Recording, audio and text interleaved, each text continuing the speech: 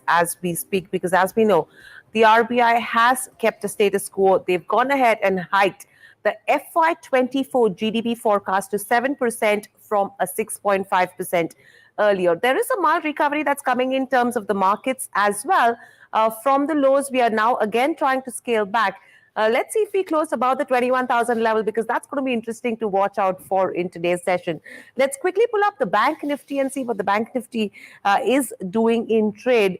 Again, if there is a recovery, there you go. From a dip, some bit of recovery that has come in. We've scaled back above the 47,000 mark as we speak, with gains of around 0.4% coming in there. The PSU Bank Index is going to be interesting. Then we'll pick up the interest rate sensitives as well pretty closely. It's the PSU Bank Index, which is taking a beating, 0.3% lower. No recovery coming in on that front. Now, let's see the real estate space as well from the rate sensitive perspective. Let's see what that is doing in trade. You have the real estate space. There you go. Nifty Realty gains of around 0.4%, but trading near the day's lowest levels. Let's pull up all the components of the real estate pack, because earlier, if you see the advanced decline ratio on the sector, real estate clearly had more gainers than losers, but now as well. You have Phoenix Mills, Brigade Enterprises, Oberoi, as well as Godrej Properties, which is trading under pressure. However, smart gains coming in terms of Indiabulls Real Estate, Prestige, Lota, Soba, DLF, as well as a Mahindra Lifespace. Let's pull up all the private banks and see what's happening on that front, and then a list of all the PSU banks as well. HDFC Bank, ICICI Bank, Axis Bank, Kotak Mahindra Bank. All these four counters will be interesting to watch out for as well in today's session. HDFC, again, good moves coming in there, and that's something which needs to play a catch-up as well as compared to the other heavyweights from the financial space. ICICI Bank also seeing some good gains, 0.3% higher with regards to Kotak Mahindra Bank. Let's pull up the PSU space. SBI, PNB, Union, these are a few of the names we should be watching out for from the PSU banking space as well. If you see from the components, majority down under pressure. IOB, Indian Bank, you have Bank of Maharashtra, PNB, UCO Bank, all of them down and about in trade as we speak. So more red in terms of the PSU banking space as compared to the other names. Overall, if you see in terms of the top 5 Nifty gainers as well, that's going to be good names that we should be picking up on that front as well. LTI Mindtree, 3% up move coming in there. So it's the IT pack, which is interesting. That's the sectoral picture that you're on your screens. But from a contribution perspective, HDFC, L&T, Infosys, RIL, these are the top contributors. However, you have stocks like ITC, Bajaj Finance, M&M, which are pulling markets lower. Let's pull up our LTI Mindtree, JSW Steel, HCL Tech, L&T, these are a few of the top gainers in today's session, followed by Infosys as well as NTPC. Top gainers coming in on that front on Nifty 50. But on the losing end, Adani Ports, Adani Enterprises, both these counters after the stellar run-up that we've seen this week is seeing some bit of profit booking in today's session. Hero MotoCorp, M&M is also seeing profit booking. Divis Laboratories is trading under pressure.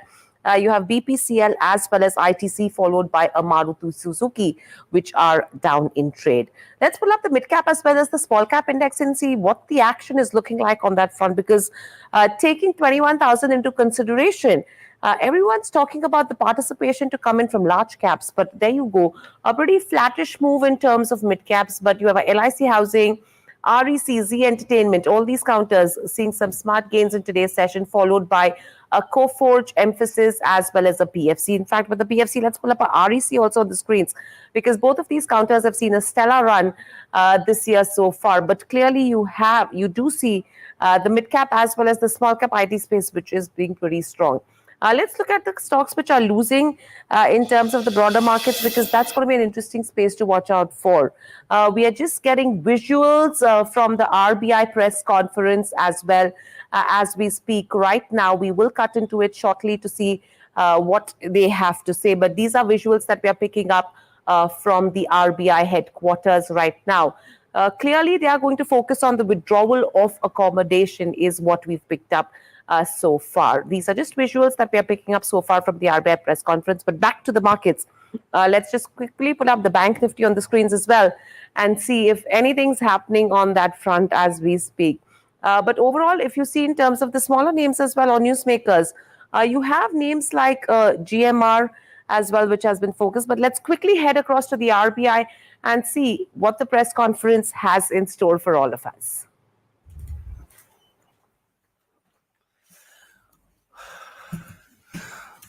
I think we can start. Thank you, sir. Hello and welcome to this post-monetary policy press conference. This is the last of this calendar year, and I'd like to welcome all the media friends for this, press conference.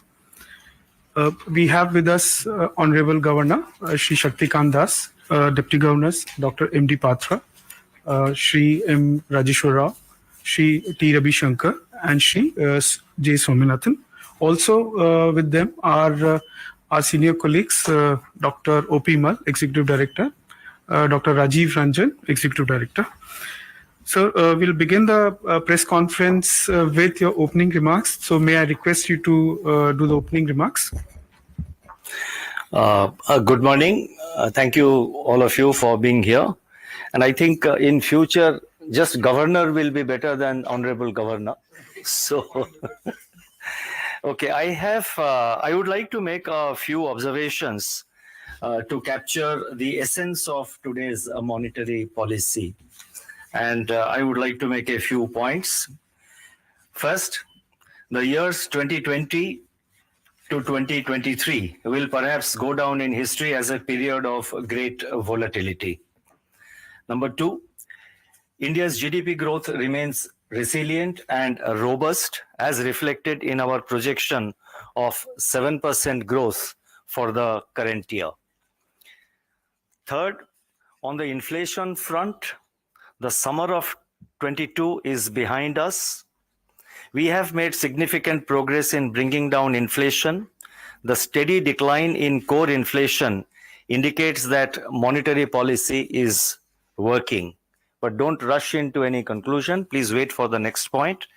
The fourth point is moving forward, inflation management cannot be on autopilot. The future path is expected to be clouded by uncertain food prices. CPI data for November is expected to be high. 5. The MPC will be highly alert to any signs of derailing of the ongoing disinflation process. Based on evolving situation, the MPC will take appropriate action to reach the 4% target. 6. Liquidity will be actively managed consistent with monetary policy. 7. The balance sheet of the financial sector remains robust. Sectoral and institution-specific signs of stress are being proactively monitored and addressed. We do not wait for the house to catch fire and then act. Prudence at all times is our guiding philosophy. 8. Current account deficit is expected to be modest and comfortably financed. 9. Foreign exchange reserves at US $604 billion provide a strong buffer against global spillovers. 10. The stability of the Indian rupee reflects the improving macroeconomic fundamentals of the Indian economy and its resilience in the face of formidable global tsunamis. I'll stop here. Thank you. Thank you, sir, for those. And what I propose to do is that, a copy of this we will just upload in our website so that it is easy for, all of you to do the reporting. Thank you. Yeah. Thank you, sir, for those opening remarks. Before we go ahead, may I request my media colleagues, please wait for your turn to be called out and restrict yourself to one question each. If time permits, then we'll go for another question. So I'll begin by inviting Mr. M. Govardhan Rangan from Economic Times to ask his question. Good afternoon, Governor. This time, in terms of monetary policy, you've taken out all the surprises. It's kind of so more than what the market asked for. So we move to the next topic that you interest in terms of the financial stability. When you say that you won't wait for the house to catch fire. So last time you saw some smoke in unsecured loans and doused it. So which are the areas where you see smoke now? In the sense for you to say that you won't wait for the house to catch fire? Thanks. You see, as a part of our supervision and as a part of our very close and proactive monitoring of the financial sector and individual financial institutions, our endeavor is always to remain up to date. We have deepened our supervisory methods. Our endeavor is also to use or try to use the smell test also. I have talked about it earlier. So whenever we smell any stress building up anywhere at the system level or at individual entity level, we deal with it in the appropriate way. Yearly, you are warning about the unsecured loans for quite some time before you acted. Is there any segment that where you feel there is a warning necessary now? No, I cannot spell out. As and when something like that becomes necessary, we will act. At this point of time, as I have said in my statement today, that the balance sheet of the Indian financial sector continues to be robust. And all the financial parameters of NBFCs and banks at the system level as well as at individual level, they also continue to be well above the minimum regulatory parameters, whether it is in terms of capital adequacy or in terms of provisioning for bad loans, or even on issues of even on the parameter of profitability. Thank you, sir. I'll move on to Ms. Lata Venkatesh from CNBC TV. Thank you, Yogesh. And thank you, Governor, for asking people to drop the word honorable. I think that's an extremely honorable statement to make. Thank you for that. So questions. For the first time, you have used the words, regulators should also be mindful of over-tightening. Can we therefore expect the interbank call rate to come towards the repo rate of 6.5? It has been at 6.75 for the better part of a couple of months. On the issue of financial stability, you have just said that connected lending framework will be to strengthen the pricing and management of credit by banks. Does this mean that there will be a little more tightening? Will that be the net result of that framework? And just a doubt which comes on this connected lending. That is the third question. So it's connected to connected lending.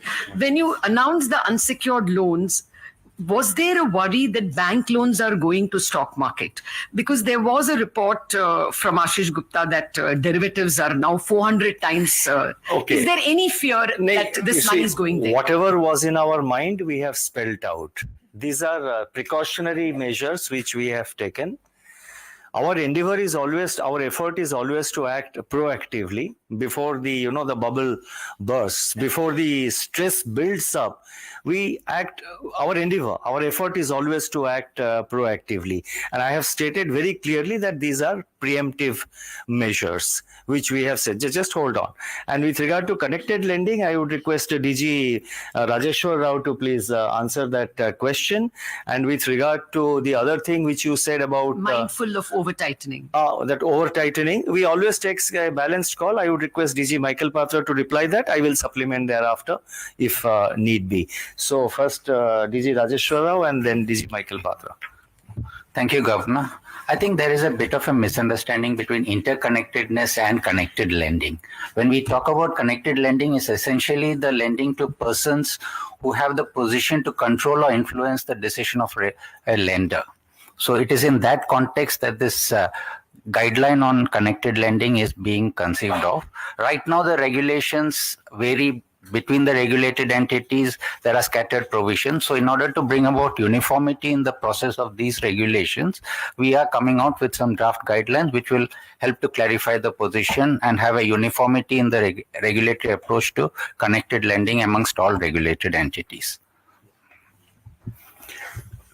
If you've noticed in the first few days of December, the call rate has already started gravitating towards the repo rate. And in fact, on the 4th or 5th, it was 6.45 sub-repo. And you will see that this is coincidental with government spending. Government balances have been coming down, and therefore, so the previous tightness was also associated with a buildup of balances.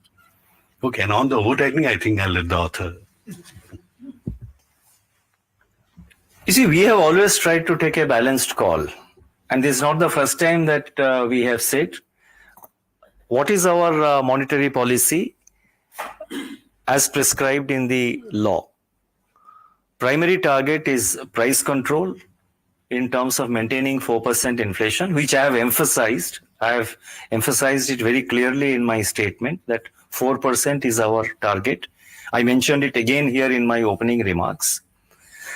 And the law also requires that we have to keep in mind the objective of growth. Last year in May, we spelled out that when we shifted our focus from, when we shifted our focus and prioritized inflation over growth, that same approach continues. There is no change in that stance. It is to place things in the particular perspective. I have tried to explain the overall approach that central banks adopt, and in particular the approach that Reserve Bank has been approaching. Our decisions, as I have said, are dependent on two major parameters, that is inflation and growth. Inflation is our top priority now. We have still a distance to cover to reach 4%.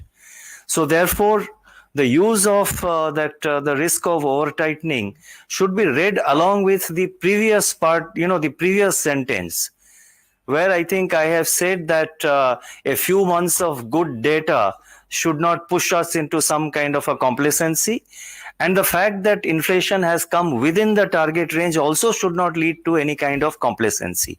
So a mention of the word over-tightening should not be read as, it would be wrong to think or assume that a change of our approach or that, any kind of loosening, etc. is round the corner. That's not on the table at the moment. Let me be very clear. It's not at all on the table. Look at the inflation numbers. We have said, look at the inflation trajectory. So we still have a distance to cover. Was the stock market exuberance one reason? Do you fear bank money going there? No, I think, that's a very hypothetical question. There have been anecdotal write-ups, but we are mindful of all possible, risks building up. For stock markets, there is a stock market regulator. The stock market regulator, that is SEBI, monitors what is happening in the stock markets. And if there is something happening which is of concern to the SEBI or it comes to the notice of SEBI, I am sure they will bring it to our notice. Thank you, sirs. I'll move on to Mr. Ankur Mishra from ET Now to ask his question.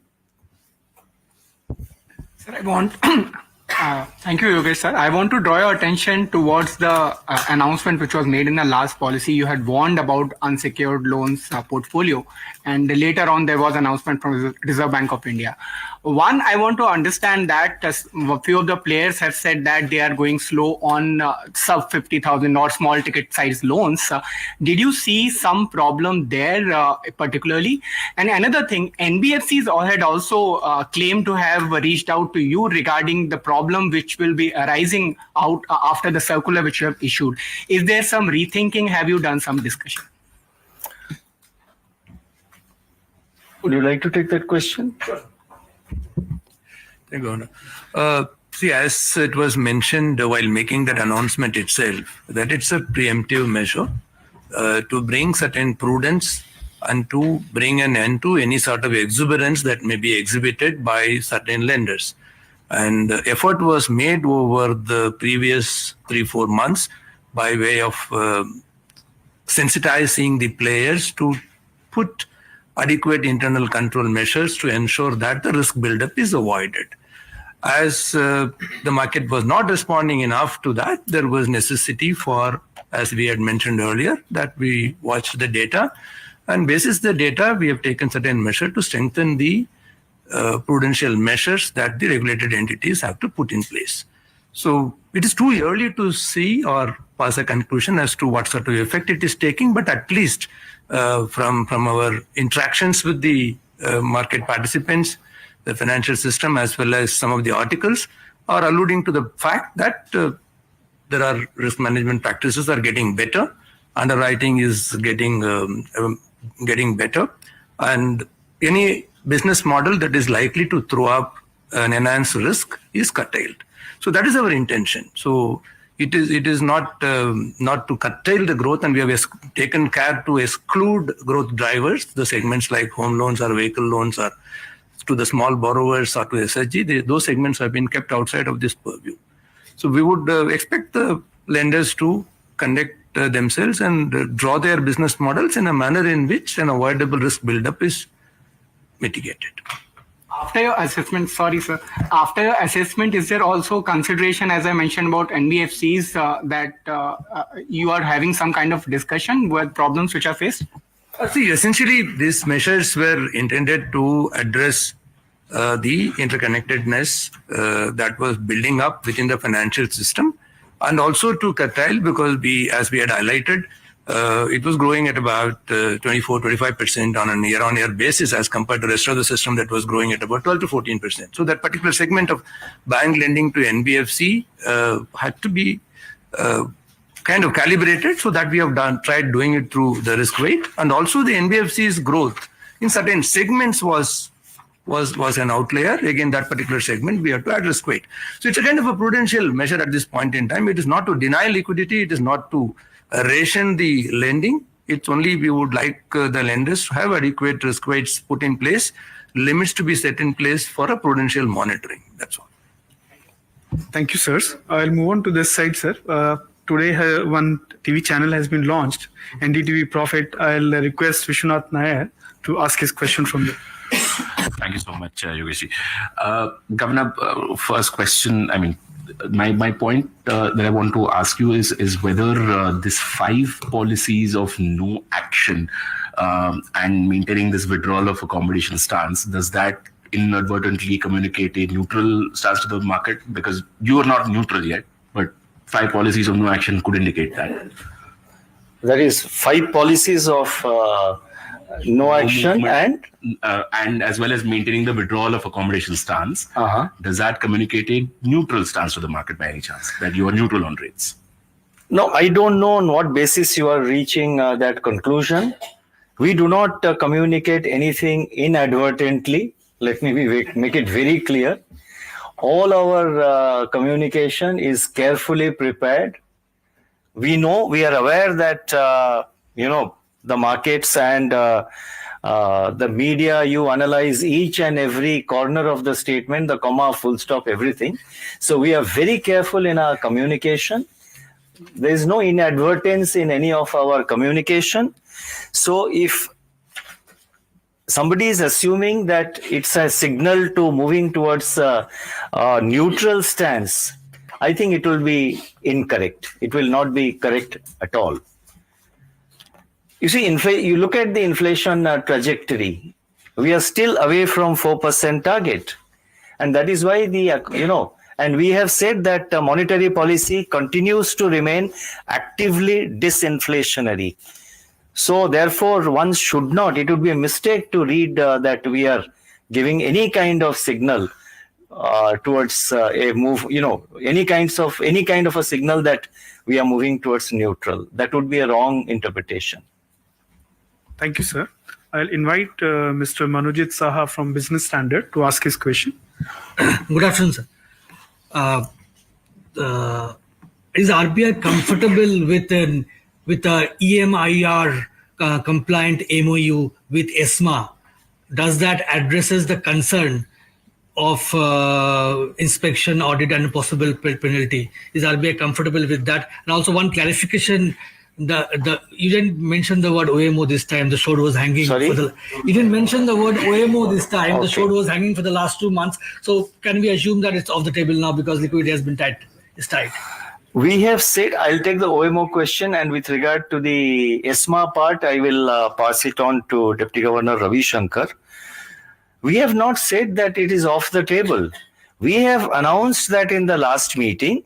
We have said that due to certain factors which are not in our control, it's very clearly mentioned in the statement, certain factors which are not in our control, like the demand for currency during the festival season, the buildup of cash balances in the government, which of course have now started coming down because government spending has picked up. There are certain factors which are beyond our control. And based on market movement, we also make market interventions which have impact on liquidity. All that I have said in the statement is that the need to deploy this instrument has not arisen. Beyond that, I have not said that it is off the table. That instrument remains very much on the table. That is always in Arjuna's quiver. It will be used if and when required, depending on the evolving liquidity conditions. I would request DG Ravi Shankar to take the other part of the question. Thank you, sir. We believe these MOUs or agreements with respect to market infrastructure agencies like CCIL should be underpinned by the word that is used in their regulations, cooperation. They should be cooperation documents, cooperative documents. And in that respect, we believe that they should follow the principle of mutual respect, one, and principle of mutual trust. They should also be characterized by the principle of deference to local regulation. In other words, we are not comfortable with with regulations anywhere which are characterized by extraterritorial jurisdiction. So and the one we signed with Bank of England, it's there on the website. You would have gone through. You would have noticed that the emphasis is on deference and cooperation. Thank you, sirs. I'll move on to Mr. Shayan Ghosh from the Mint. That's it. Hi, following your guidelines on risk weights. A little louder. Hi, following your guidelines on risk weights, a lot of lenders have decided to curtail smaller loans, as he also asked. But then do you think that the sudden closure of the tap would affect that section of borrowers who were so far dependent on that? That's one. Second question, sir, is that there have been a lot of instances of cooperative bank board changes recently, then ED raids and all that. So, as a regulator, how do you tackle the cases of corporate governance issues at the cooperative bank level? Thank you. With regard to ED rates, etc., I cannot make any comment. It is, that's an independent autonomous body. But with regard to the other two components of your question, I would request DG Rajeshwar Rao and Swaminathan between themselves. You can, between the two DGs, you can take those questions. I think the first point about the risk weights, I think this is, as already mentioned, it's essentially a prudential measure to curb growth or moderate the credit growth in certain specific sectors. It is not tantamount to turning off the tap. The tap is open, but only thing maybe the pressure has been reduced a bit. So I don't think that is really the intention and not unlikely to be the outcome of the measure which we have actually announced. Now coming to the governance issues, I think broadly we say that through the supervisory process, we have a close monitoring of the various parameters of the functioning of the regulated entities, which includes governance, business models, risk management, compliance, etc. So it is a package which monitors the entire functioning of these regulated entities. So if there are certain concerns about the regulated entity, insofar as governance is concerned, action would be, there would be an engagement with the concerned entity to take appropriate action as may be necessary. Mr. Swaminathan, if you would. Thank you. Just to supplement on that, on this up to 50,000 category, to put a context to it, the composition of that particular segment is less than 0.5% of the total outstandings. So while of course it may be dealing with a lot of number of people, it's a segment that cannot pose great risk on its own because the total quantum itself is less than 0.5%. That's in terms of the context part. The second is that we have, as I mentioned, that we have what we would like to curtail and expect the lending institutions to provide for more by way of additional risk weight is some of those consumption-led segments or unsecured credit which do not have a defined end use. We have taken care to exclude to support whatever growth drivers are already there. So whatever lending that was taking place for which a clear end use was not visible or completely unsecured without a clear purpose is what will get curtailed. Basis this, there will be some recalibration of business models, also recalibration of the growth numbers. That is what is the intended effect of the regulation. So if it is playing out, I think that is only giving the intended results. And as DGMRR clarified, it is not our intention to deny or ration credit. I think there are enough headrooms available. The exposure framework permits adequate lending to be provided for supporting the growth. And on the second part, again, to supplement on that, governance and effectiveness assurance function has been on top of our priority. So from a qualitative perspective, while of course quantitative parameters, the entire financial system looks very good at this point in time, what we would like to focus is on the qualitative parameters. So that is how you see, it has always been a focus area, but you might hear us more on governance and the effectiveness assurance functions, because we feel that strengthening of these two is what will ensure a continued stability of the financial system. So that's why the emphasis is. Thank you. Thank you, sirs. I'll request Ms. Shyama Mishra from Doordarshan to ask a question. Hi, Governor. Are there any external factors that are looking promising for the Indian economy? That are looking promising for the Indian economy. I think the major factor is that I think there is growing international confidence on India's economy. Our interaction with, my interactions with governors of other countries, our interaction with various other regulators and stakeholders and other investors in particular from other countries, major investors who visit India, and some of them do come to RBI and meet us. I think there is a growing confidence in the potential of Indian economy and India's capacity to grow. I think that is probably something which is which is really noteworthy. And with regard to that, also translates into another area, namely, I think confidence from the point of view of investment, making investment, confidence also from the point of view of, that is a kind of a confidence in the quality of Indian products, and more particularly the quality of India's services exports. There is a greater trust, confidence on the quality of our merchandise exports, on the quality of our services exports. That is the inherent quality and the strength of all that we are doing. Is there anything else you would like to add? That's it. Thank you, sir. Moving on to this side, I'll request Mr. Anup Roy from Bloomberg to ask his question. Thank you, sir. Sir, you are sounding very cautious about inflation, and previously you have said that we will not consider easing or think of easing before it settles around 4% on a sustainable basis. But going by the analysts, it is not going to happen before 2025. So are you going to keep rates elevated for this whole year, next year, or something else will prompt you to cut probably US Fed rate or something? You see, specifically on the rates and the cut or etc., we have very explicitly stated, I have stated, and I think DG Michael Patra has also stated, we refrain from giving any forward guidance, considering that with the kind of uncertainty that lies ahead of us. And in my concluding para of my statement, I have said that the future looks very fickle. And I have also said that new shocks can hit any economy.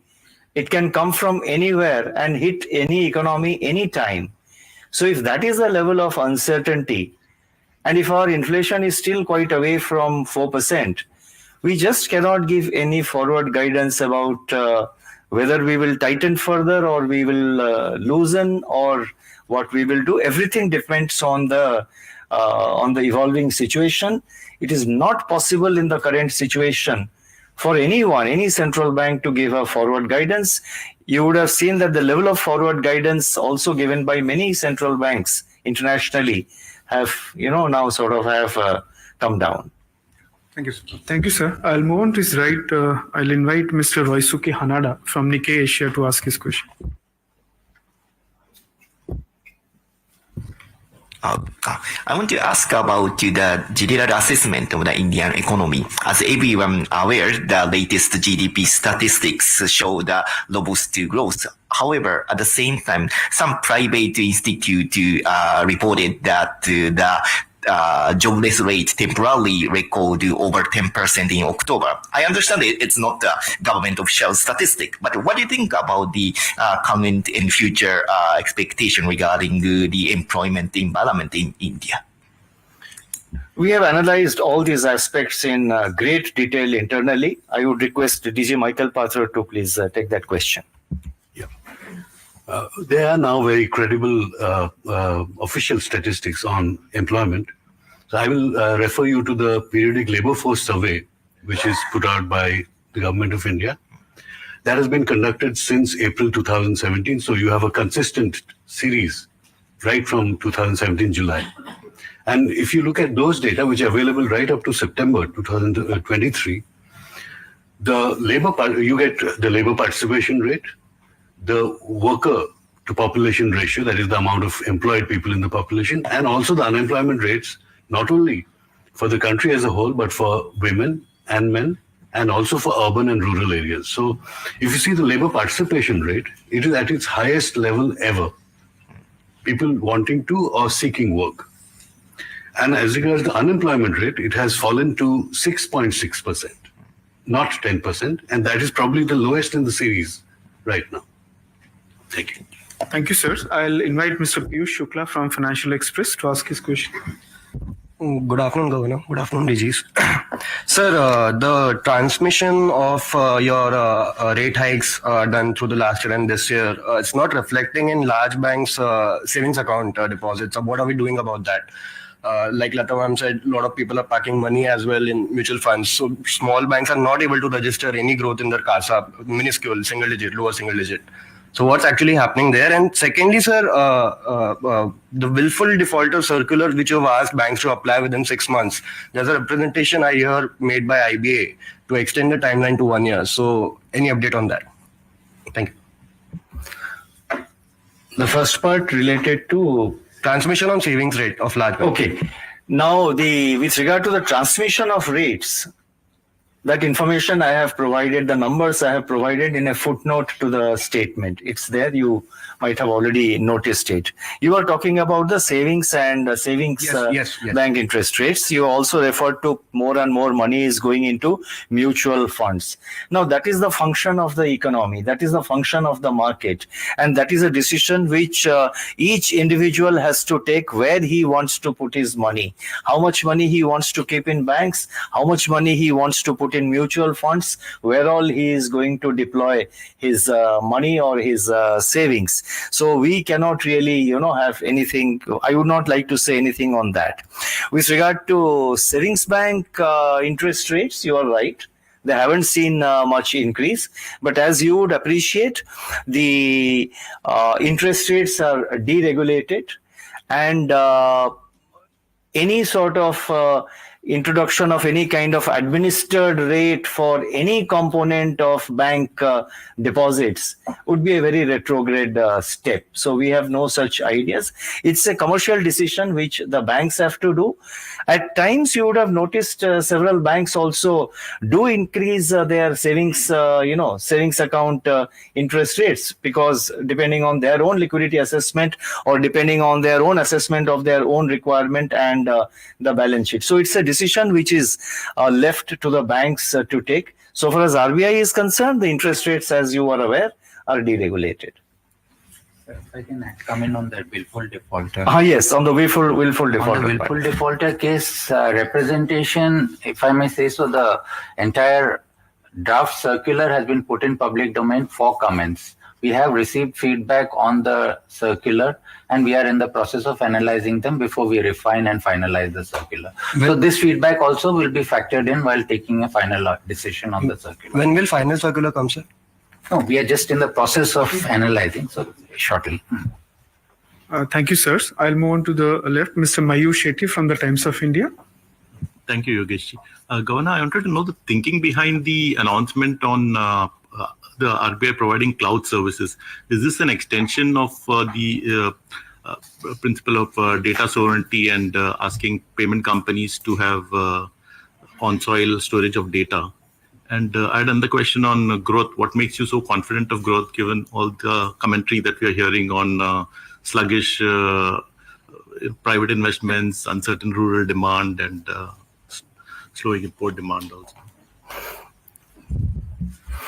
Well, this question is, I was anticipating this question, but I was wondering why it has not been asked. But on the cloud part, I would request DG Ravi Shankar to reply. And why we are setting it up, we have already explained, but let DG Ravi Shankar take that part of the question.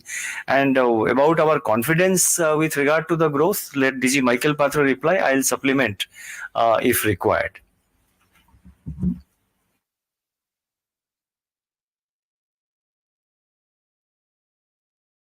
Data is increasing, data storage, data processing. So efficiency is a major issue there.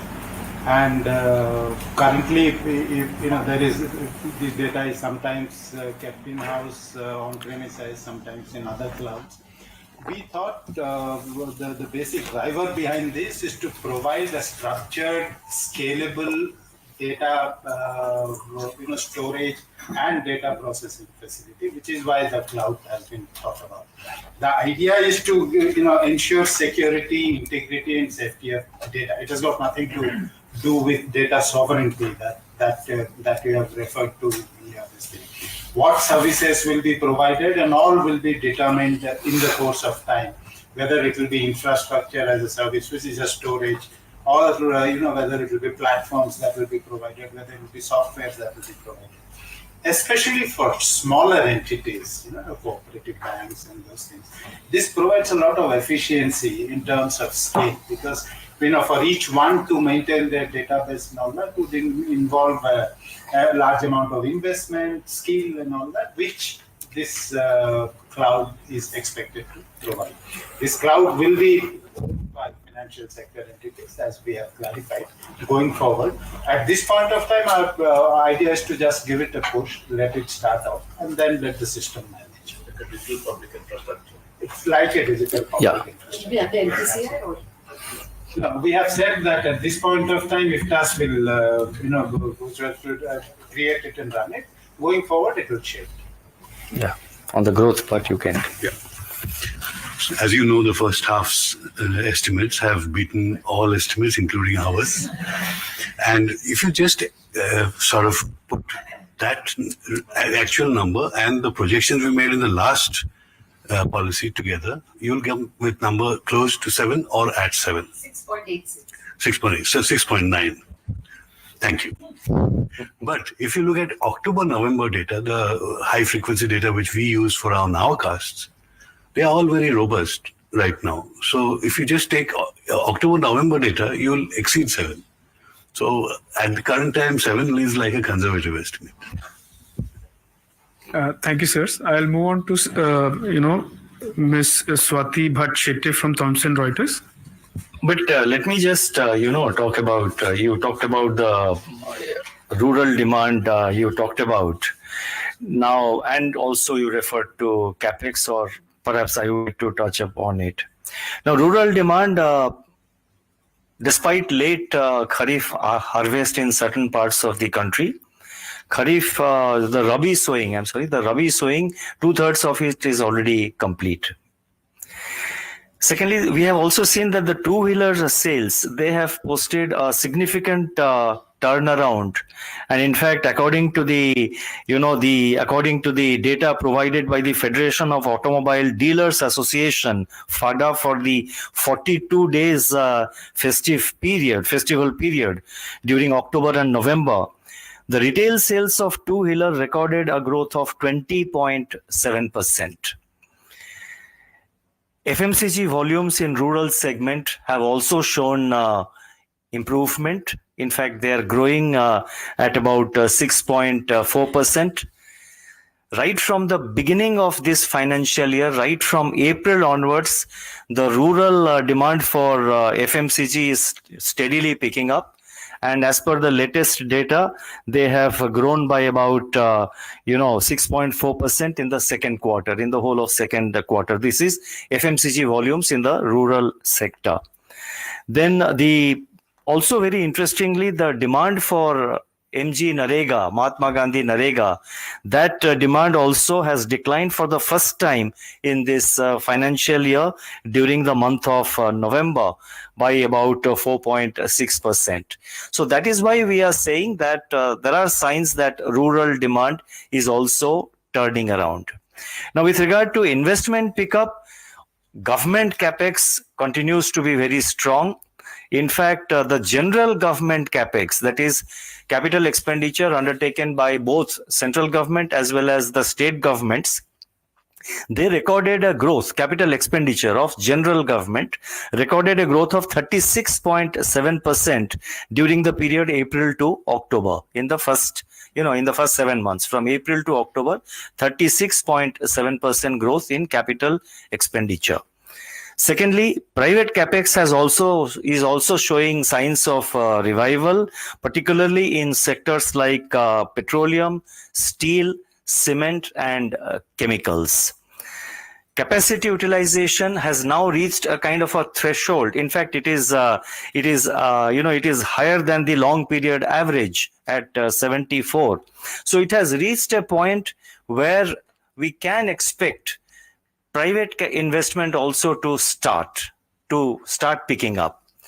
And already quite a bit of investment is taking place by private sector manufacturing companies. For example, as reflected in the fact that investment in fixed assets by listed private manufacturing companies, they registered a growth of 10.5% in the first half of the current financial year. And a number of companies we have, according to our survey and the inputs that we have received, many companies in the manufacturing sector are using their own internal reserves and surpluses to invest. They're not approaching the bank, or they're not resorting to any other kind of borrowing or raising funds. They are using their own internal reserves and surplus to investment. And then the high frequency indicators of investment, such as steel consumption and cement production, and very importantly, imports of capital goods, they're also showing good growth. So all this, I think, indicates that the investment cycle should continue into the future. Thank you. Thank you. Sir, I just wanted to check. You mentioned in your statement today that FPI flows have started to pick up. They've also picked up on the debt side, and with India's on the debt side also flows have picked up. And with India's inclusion in the global bond index next year, we could expect further flows. So even if the overall flows into India are comfortable, would you require any kind of macroprudential norms? Say if there is heavy investment in, say, the benchmark paper or any individual paper, are you considering any of those factors, and how would RBI respond to those? Thank you. I think I have mentioned about it in some other event. Now, the impact of the bond, inclusion of India in the bond index, what impact? There are various assessments available. There are various analysts are making, various assessments as to how much of, how many billion of dollars will flow in. We have to see. I mean, I think it will start probably, as per reports, it will start probably from June onwards, on a sort of month-on-month, on a monthly basis. It's not as if suddenly in June there will be a huge flow. And as per the assessments made by various private analysts and others, it will start happening from June onwards, and it will happen on a month-on-month basis. It will happen every month. And we have the capacity to deal with that kind of inflows. And that's it. I think if you look at our past track record, we have been managing these flows in both directions, when it is when there are outflows or there are inflows, and we are quite confident of dealing with it.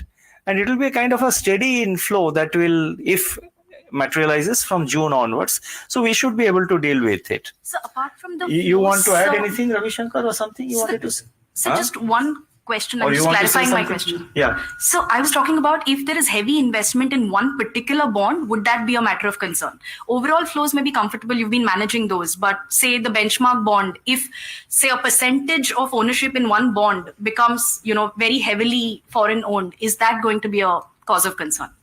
I think Ravi Shankar can take that question.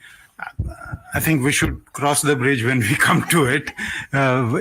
Saying that what will happen if there is a lot of investment. Most central banks globally, we have not had that issue here before, but most central banks globally monitor the total holding in any particular security by any individual investors. So that's something we also monitor. But as I said, that's not something that we have had. If it comes, we will deal with it at that point in time. Just to say one other point, if you look at our history, the total amount that people say will come in through the bond index inclusion is between 20 to 25 billion dollar. I think as far back as in 2013, we lost about close to 20 billion dollars in a very short period of time without having too much of a problem. We manage that. So I think, the concern that this could cause volatility and all that is a bit overblown. Apart from that, we have all the instruments necessary. The reserve levels are much higher. The parameters for our exposure or vulnerability are much better and so on. So thank you. Thank you, sirs. I'll move on to Ms. Swati from Z Business to ask a question. Thank you Yogesh governor आपने जो connected lending के बारे में बात की है उस पर थोड़ा इलैबोरेट करेंगे कैसे नया फ्रेमवर्क एग्जिस्टिंग कस्टमर्स को हेल्प कर सकता है और साथ ही जो रेगुलेटरी फ्रेमवर्क की आप रिव्यूइंग की बात कर रहे हैं which is going to bring in more improve access to smaller exposures आप क्वांटिफाई कर सकते हैं स्मॉल यहाँ पर क्या है स्मॉल एक्सपोजर्स जो आप रेगुलेटरी फ्रेमवर्क स्ट्रेंथन कर रहे हैं जिससे जो छोटे एक्सपोजर्स है उसकी भी एक्सेस रेगुलेटर को बेटर रहे स्मॉल को अगर हम क्वांटिफाई कर पाए नहीं, बट जो कनेक्टेड लेंडिंग की जहां तक आप पूछ रहे हैं, connected lending deputy governor Rajeshwar Rao ने उन्होंने ऑलरेडी क्लैरिफाई कर चुके हैं. You see, connected lending has nothing to do with this interconnected issue. Connected lending का अभी भी गाइडलाइंस है. मान लीजिए कोई बैंक के डायरेक्टर है, अगर वो उसी बैंक से या दूसरे कोई बैंक से बोरो कर रहे हैं, या बेसिकली कनेक्टेड लेंडिंग का मतलब मीनिंग ये है कि अ पर्सन जो कि एक पोजीशन में है जहां पे वो बैंक का डिसीजन को इन्फ्लुएंस कर सके, उसको हम ब्रॉडली कनेक्टेड लेंडिंग कहते हैं. और there are two parties which are interrelated. A bank is lending to a party and there is an interrelationship already between the bank or that party. So that is called connected lending. Already we have guidelines. Connected lending के बारे में already guidelines है. Bank director, for example, bank directors जो है, directors of banks, अगर वो इसी एक particular monetary level के ऊपर अगर borrow कर रहे हैं, चाहे कोई भी बैंक हो, वो बैंक में it has to be the level it has to be taken to the board or to the वो प्रेस्क्राइब किया हुआ है. सो कनेक्टेड लेंडिंग का मतलब जो है मीनिंग वही है. इंटरकनेक्टेड के साथ, इंटरकनेक्टेडनेस के साथ उसका कोई कनेक्शन नहीं है. Thank you. जो वेब एग्रीगेटर्स के लिए भी आपने जो डिजिटल लेंडिंग पर एक तरह से फोकस करने की बात की है, तो क्या ये रिस्ट्रेन करेगा या टाइटन करेगा स्मॉलर टिकट लोन्स को sir? Will it affect that? You would like to take that? No, this is yeah, I would say this is actually a follow-up on the recommendations of the working group which was accepted by the Reserve Bank, working group on digital lending, which was accepted by the Reserve Bank last year. We had come out with guidelines. We said we'll also look at regulating the web survey, lending through the web platforms. So we are planning to come out with guidelines which will specify what will be the basic idea is the lending service platform, they may collect information from various sources and give the detail to the customer. But there could be a preference to certain things, certain other things may not be covered. So we will kind of give them some guidance on what should, so that the borrower has full transparency on what are the rates available to him. See, web aggregator जो function करेंगे वो उनको बिल्कुल it should be a neutral platform होनी चाहिए. Exactly. ये ना होना चाहिए कि उन्हें कोई थ्रू सम अदर मेथड वो एक पर्टिकुलर लोन प्रोडक्ट को वो मतलब पुश सेल करेंगे. सो हमारे नोटिस में कई सारे इंस्टेंसेस कुछ इंस्टेंसेस आए हैं, तो इसीलिए उसको we are trying to make it transparent, neutral and कोई मतलब मिस सेल ना होना चाहिए, नहीं होना चाहिए. At the same time borrower का डिसीजन पर इन्फ्लुएंस करने वाली भी उसमें कोई स्कोप नहीं होना चाहिए. Thank you, sir. So we'll take last few questions. Last few? Yes, sir. Okay. Because there have been some people who have been waiting very patiently. So I'll start with Hamsini Karthik from Hindu Business Line, followed by Hitesh Vyas, and with Mr. Pankaj Jair from the Informers. These three? Okay. Hi, thank you. There seems to be a sort of growing reliance by most of the lenders, banks and NBFCs put together for risk-based pricing. This is both on the secured as well as the unsecured side. You've tried to, or rather you have attacked the unsecured side through the RWA, but yet there is a sense that we can price the risk very well. At a regulatory level, is this something that you all are very comfortable with? And there is another layer to it on the secured loans, where we're seeing that the terminal value of assets are actually reducing in terms of their market value when they're put out vis-a-vis a new property. This is evident with cars, this is evident with home loans, etc. as well. But the pricing between the two is really shrinking. Whether we take mortgages versus LAP or second-hand cars versus new cars, it is shrinking. Is that a cause of concern for you? Understood. I think DG Swaminathan, I would request him to take that question. So essentially, risk weights have to be aligned with the type of the product and the segment to which it caters to. So the macroprudential level, the regulations try to segregate them on that principle, and then accordingly we ensure that the risk weights are assigned. So the lenders will accordingly calibrate their business models. So wherever we see a possible risk buildup, as a preemptive action that we have taken certain measure, and to remind you that these additional risk weights on some of the items are only bringing back what was actually prevalent pre-COVID. These segments were sort of a bit of relaxations were brought in to facilitate a very unusual situation. So they are now back to the normal numbers, apart from NBFC, which was a recent phenomena which we had to act upon.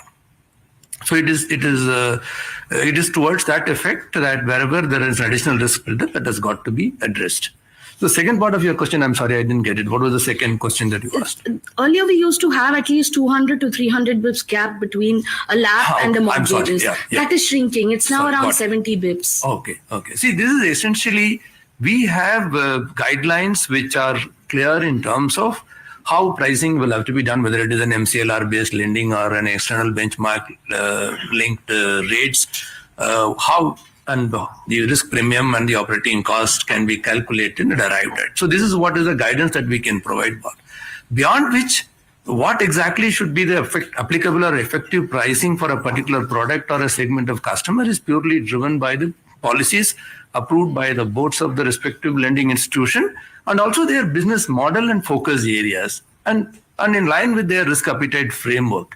So it is not to be construed that the regulation will look at the differential pricing between various products, how secured or unsecured it is. We look at the risk buildup and try addressing it. Pricing is part of the commercial decision. And how exactly to build risk premiums over different products is something which the banks themselves build basis their risk appetite framework and the business priorities. And you believe it is in a comfortable position today? This is something which is left to the commercial judgment and wisdom of the lending institutions. And if you see any unusual outlier behavior, that will be curtailed through the supervisory process. We may not require regulations to control that. Thank you. Sir, Mr. Vyas. Hi, sir. Good afternoon. Sir, I just want to understand on the policy stance you have explained in the past, but I just want to understand once again, when you say withdrawal of accommodation, what exactly does it mean? I think you can take that. We have explained it. Take that. Actually, Governor has explained this several times, but let me take a last attempt. So in modern times, monetary policy is chiefly operated through the interest rate. And monetary policy is a tool of stabilization. By stabilization, I mean that when GDP goes way above its trend, the task of monetary policy is to bring it down to its trend. And when inflation goes above its target, monetary policy tries to bring down inflation to the target. So obviously, when this kind of thing happens, that GDP goes above target or inflation goes above target, monetary policy raises the interest rate. Okay. And conversely, when it's below, it reduces rate. So increase and reduction of rates is probably with some kind of a benchmark. So there is a certain benchmark where if inflation is at target and GDP is at trend, monetary policy has to neither restrict or accommodate. Okay, at the current time, GDP is at potential, at trend with the new number. But inflation is way above target. In fact, if you take the average for the year, it's 5.4%. The target is 4. So we have to withdraw accommodation further to bring back inflation from 5.5 ranges to 4. That is withdrawal of accommodation. Okay, sir. Thank you. So this side we have missed out one of Mr. Pankaj here. Yeah. So before I ask a question, I wanted to actually compliment you for the candor with which you have answered at least a couple of questions today. Why do you say unusual that we reply with candor? I thought we have tried to be as transparent as possible. Central banks are known to be very transparent, we know that. So I'm referring to your answers particularly to the questions on over-tightening, where you were kind enough to very clearly say that this should not be read as any kind of loosening is around the corner. That is unusual candor coming from you, and we are all thankful for that. And also on the question, also on the question of stance, you clearly said that there is no inadvertent communication from the RBI. We also appreciate that. I think market will be very happy to hear those things. My actual question is, given this backdrop, given the Monetary Policy Committee's target of inflation control, given the RBI's projections for inflation, would it be fair to expect that unless there is an external shock or unforeseen shock, monetary policy will continue to remain actively disinflationary till inflation reaches 4%? No, I think same kind of question came earlier also, and I have replied.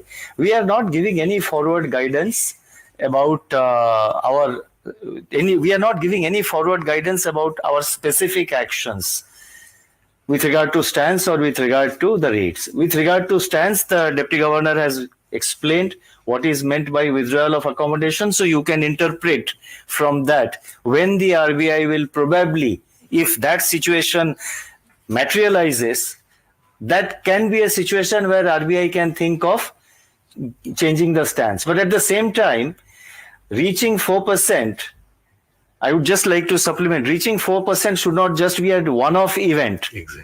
It has to be durably 4%. Yes. And the MPC should have confidence that yes, 4% has now become durable. So therefore, you can interpret from that when the stance will change. And with regard to the rates, I will not be able to give any forward guidance. That will depend on the evolving situation. And since this is the last question, I guess, I just wanted to say it, just for clarification, because, media has its own way of interpreting statements. And I don't want to be inadvertent in any manner. So let me say I referred to this Arjuna's quiver. Let me say very emphatically that we have no exalted notion of ourselves as an institution. It was just a kind of a analogy or a metaphor I used to explain, to just say that particular instrument is available with the Reserve Bank. There is absolutely no intention to have a exalted opinion of ourselves or to assume that we have become equal to a great warrior. We draw lessons from the principles that the character Arjuna in Mahabharata has demonstrated from time to time. Thank you. Thank you, sir. With this, we come to the formal close of the press conference. I would like to thank all I use the word character of Mahabharata. Arjuna, it's not character. It's a great warrior of Mahabharata. Thank you, sir. I would like to thank all the media friends for patiently participating in the press conference, and also thank the top management led by. So that was RBI the governor clearly giving out his take from the presser as well. But what they've indicated is that the CPI will remain high in November. The MPC will take action to reach the inflation target that they are watching out for, and the growth that has been revised upwards, though the GDP expectation is absolutely conservative. So, Agam, interesting takeaways there, but let's welcome in Muralidhar Swaminathan, our colleague as well, to take us more in terms of, what are his key takeaways, and an interesting one coming in here with regards to Shaktikanta Das giving his clarification on how targeting inflation is comparable to Arjuna's focus on the bird's eye. And he's now said that why did he give that analogy as well? Absolutely. See, this is an analogy he keeps giving. But as far as today's press conference and the statement are concerned, I think there are three key takeaways I would like to focus on. First, the burning question. The markets were on fire. A lot of money was getting diverted. In the unofficial circle, we all knew that personal loans were being diverted. The RBI knew, the RBI had data. Today, repeatedly, that question came up at the press conference, and the governor was very clear. He did not go into details. He didn't say that the RBI knew about the diversion of funds from personal loans, but he very clearly said that we intervened before the bubble burst. So he kept on saying that, look, this is a preemptive strike.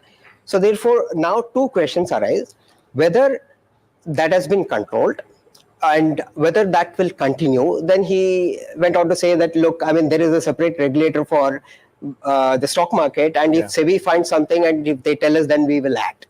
Now, he didn't go into details, but maybe the funds are still flowing into the market because it's not a complete ban on personal loans. Only the risk weights have been increased and tightened.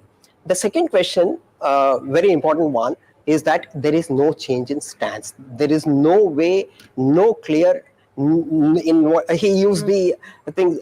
He said that you will read comma, full stop, hyphen, and every punctuation mark that is there in the policy, but should not interpret that the stance is going to change. The stance will be the same. So, as usual, the RBI is very cautious, and which rightly so it is. Thirdly, this is for the depositors, the small depositors, those who keep money in savings bank, the salaried class. There will be no change in the regulation for savings bank fixed deposit rate. Right. He said that will be a retrograde step. Banks are free to increase or decrease their cost of SB rate or the savings bank interest rate, and the RBI will not intervene. Very clear three takeaways from the governor for this policy. So, no intervention when it comes to the savings accounts. But Murali, thank you so much for getting us those quick takeaways from the monetary policy and from whatever the commentary that's been coming from the Reserve Bank of India's governor. That said, again, a very quick check on the markets before we wrap this show up. For now, the markets have completely given up its gains since morning. The Nifty has now been testing around 20,900. We don't have too much to speak for when it comes to the banking index either. So we have seen a lot of moderation.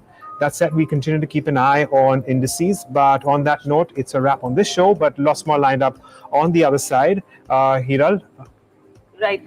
Just one quick mention I want to make, Agam, over here is the lines from the food secchi that are coming in right now at the bottom of your screens. Clearly, with regards to where the sugar output is concerned, if we can have that back, that's going to be interesting to watch out for, because they've clearly indicated on what that will look like. And in terms of ethanol mixing as well, I think they are saying that we will be able to achieve a target of 15% and not 20%. So two important takeaways. Let's just quickly pull up all the sugar companies once again as we speak, but because absolute pressure building in on those ones.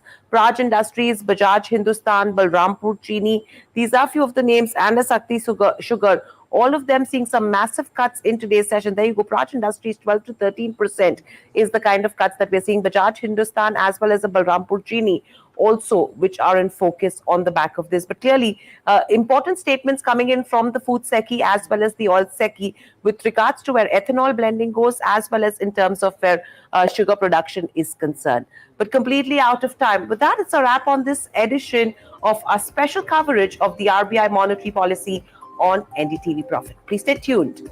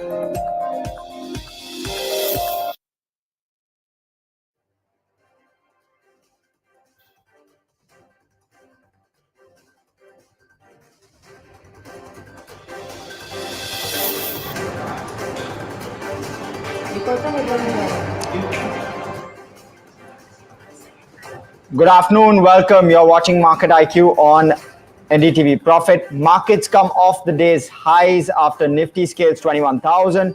Sensex touches a life high. The Reserve Bank decides to keep interest rates unchanged with an eye on inflation. Governor Shaktikanta Das says they took preemptive measures before the bubble in the financial system burst. SEBI chief Madhavi Puri Butch says pro rata allotment artificially inflated demand for IPOs, and this is random allotment was bought in. Sugar stocks remain under pressure as the government curbs the use of sugarcane juice for ethanol production. The main delay, the 20% fuel blending target, which was set for 2025. And the latest swag on the block is live now. Actor Kriti Sanon and Vedanta chairman Anil Agarwal ring the BSE bell on NDTV Profit's launch day.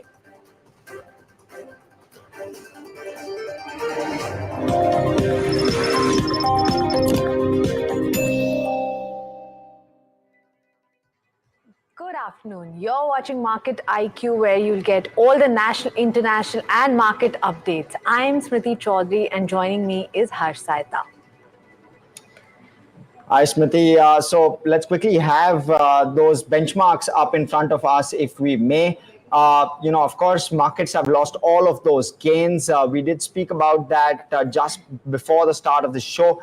But let's quickly take it across to Devarsh Vakil, who is the Deputy Head of Retail Research at HDFC Securities. He joins us. So thank you so much for joining us here on NDTV Profit on our debut day, sir. Tell us, how are you looking at markets at this juncture? The initial strength, after breaching the 21,000 mark, we've given up some of those initial early gains that we started the day with.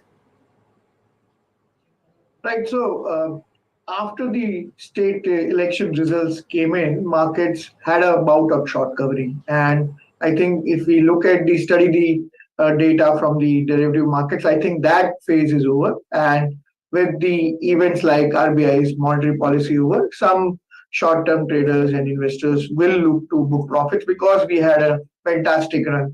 In fact, in the month of November, we have risen from 18,900, 19,000 odd levels to almost 21,000 levels. So it is natural that some short-term traders and short-term investors will look to book some gains here, and it is natural for them to come out.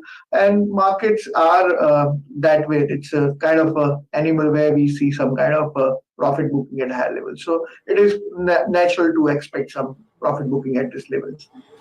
Right, some amount of profit booking happening at these levels. Talk to us, sir, about the Nifty PSU Bank, because I'm seeing something very interesting happening. You have the Nifty Bank, which is up in trade, if we can have that. And we have the Nifty PSU Bank, which is down in trade today. So despite that weakness, we are seeing the Nifty Bank hold up fairly well. So talk to us about what's happening in the Nifty PSU Bank, if you can. Give us some perspective on what's happening.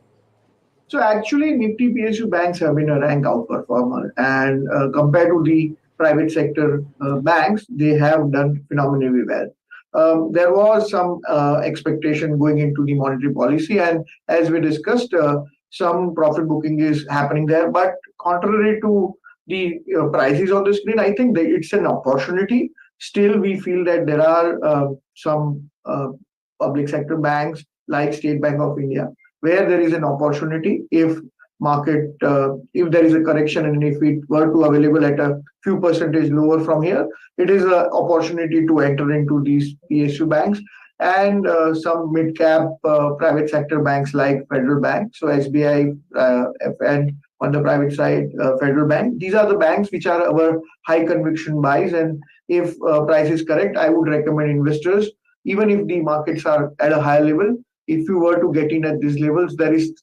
still our yearly targets are about 20% higher from here. So there is some room to invest and profit from. Right. Good afternoon, Mr. Vakil. What, other than banks, what are the pockets of opportunities in this kind of markets? So there are some opportunities on the oil and gas side.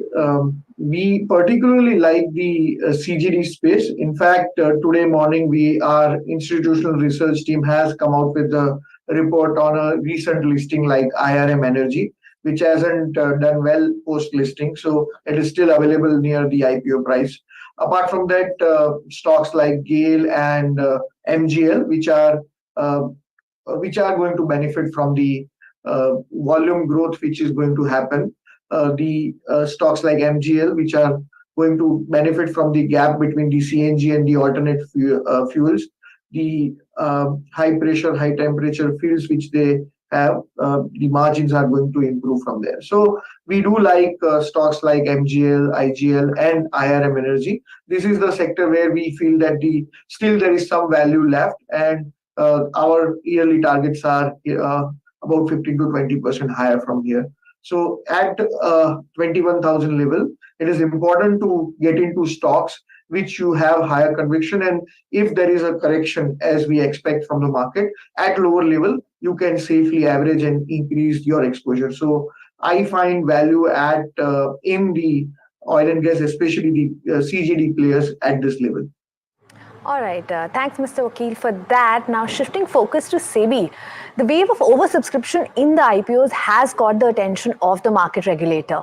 The pro rata system of allotment inflates demand for shares. That's what the SEBI chairperson said. SEBI switched to random allotment. Let's listen into SEBI Chief Madhvi Puri Butch on this. the level of oversubscription in IPOs, to our mind, was getting inflated because of the pro rata mechanism. So if somebody wants 100 shares, the investment banker, like I was and I did, I would go to my client and say, I expect this issue to be oversubscribed 20 times. So if you want 100, actually apply for 2,000. Okay? Now, as a result of this, the price discovery mechanism was being corrupted because it was appearing as though I want 2,000 shares. Actually, I don't want 2,000 shares. I only want 100 shares. Right? And this process was leading to a certain unnatural price discovery. See, we have always said that SEBI will never sit in judgment of what is the price of an IPO. The market will decide based on demand and supply. That is how prices are discovered in a free market. But if your demand is being inflated because of this, the way in which allotment is done, so our regulations were encouraging that a person who actually wants 100 shares is putting in an application of 2,000. Okay? And on top of that, this was also resulting, of course, in a lot of leverage. And so you may have noticed that the Reserve Bank of India also issued a circular in terms of funding of IPOs, etc. So this was a phenomenon happening in the market which was not healthy. And therefore, the question is that what is it that you need? This is the way, the new formulation. And by the way, for retail investors and to a certain extent HNIs, on the very next day or the next day or the next day, there's enough liquidity in the market. See, what I don't understand is if somebody is just putting a punt, saying, I expect this to pop and become double time, then you're not an investor, you're a speculator, right? So then, boss, it's, it can go either way. But if you are actually an investor in that stock and you think it has long-term this thing and you want to hold that stock, please buy it on the 3rd day, 5th day, after 1 month, after 3 months. Right, interesting piece there from the SEBI chairperson. Quickly moving on to the news from the RBI side of things. Governor Shaktikanta Das said the RBI acted in time to prevent the bubble from bursting in the financial system. He was responding to questions on whether personal loans were getting diverted to the stock market. Without directly referring to the diversion of funds, he repeatedly said the intention was preemptive. Let's listen in to what he had to say on this piece. These are precautionary measures which we have taken. Our endeavor is always, our effort is always to act proactively before the, the bubble bursts, before the stress builds up. We act, our endeavor, our effort is always to act proactively. And I have stated very clearly that these are preemptive measures. That's a very hypothetical question. There have been anecdotal write-ups, but we are mindful of all possible, we are mindful of all possible risks building up. For stock markets, there is a stock market regulator. The stock market regulator, that is SEBI, monitors what is happening in the stock markets. And if there is something happening which is of concern to the SEBI or it comes to the notice of SEBI, I'm sure they will bring it to our notice. On that note, let's slip into a short break. But after the break, we'll get you an exclusive conversation with the FICCI president, Subrakant Panda. Do stay tuned.